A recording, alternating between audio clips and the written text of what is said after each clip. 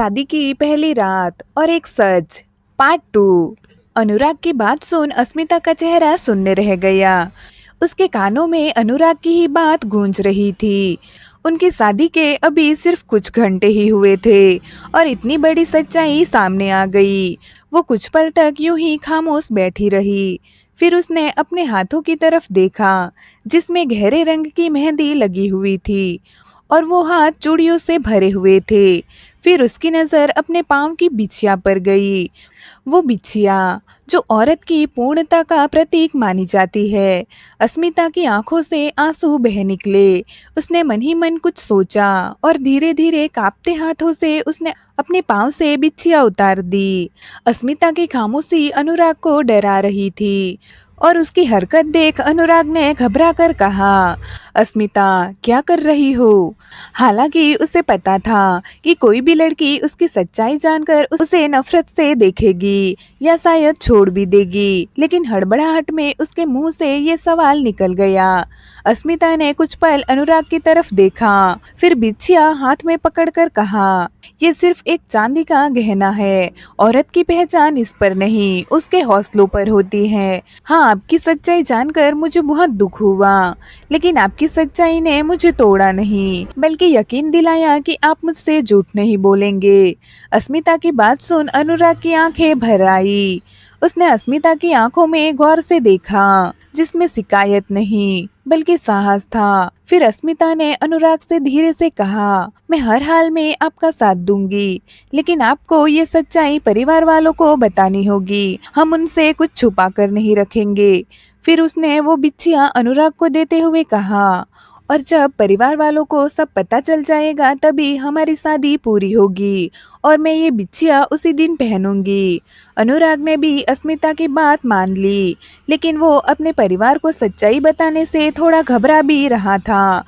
उस रात अनुराग और अस्मिता के बीच कोई शारीरिक रिश्ता नहीं बना, पर दोनों के बीच एक गहरा भावनात्मक रिश्ता जुड़ गया। अनुराग ने अस्मिता को देख कहा, अस्मिता मैं तुम्हारे फैसले का कर्ज कभी चुका नहीं पाऊंगा। उसकी बात सुन अस्मिता ने हल्की मुस्कान दी और कहा, कर्ज नहीं, भरोसा समझिए। कमरे की हवा जो पहले भारी थी अब हल्की सी ठंडी हो गई, मानो किस्मत ने दोनों के दिलों को जोड़ दिया हो।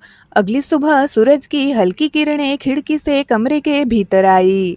अस्मिता बिस्तर पर चुपचाप बैठी थी। उसकी आंखों में नींद नहीं थी। तभी उसकी नजर बिस्तर के पास रखी बिछिया पर गई। वो बिछिया को ही देखने लगी, जैसे कोई सवाल पूछ रही हो। वो ऐसे ही बैठी थी, तभी अनुराग उठकर उसके पास आया और धीरे से बोला, अस्मिता रात को तुमने कुछ खाया भी नहीं, चलो मैं नाश्ता बना लाता हूँ।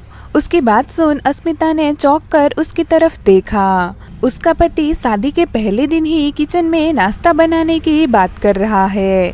ये बात उसके लिए अजीब और हैरान करने वाली थी। फिर दोनों तैयार होकर कमरे से बाहर निकले। जब अस्मिता आंगन में काम कर रही थी तो सासू माँ ने ध्यान दिया कि अस्मिता के पाँव में बिछिया नहीं थी। ये देख वो तुरंत बोल पड़ी, अरे बहू ये क्या, शादी के अगले दिन ही बिछिया क्यों नहीं पहनी? उनका सवाल सुन अस्मिता घबरा गई कि वो उनको क्या जवाब दे। आखिर उनको तो सच नहीं पता था ना। अस्मिता के गले में जैसे शब्द अटक गए। ये देख अनुराग ने बीच में ही बात संभाल ली, माँ वो अस्मिता के पाँव में थोड़ा सूजन है, डॉक्टर ने मना किया है अभी पहनने से।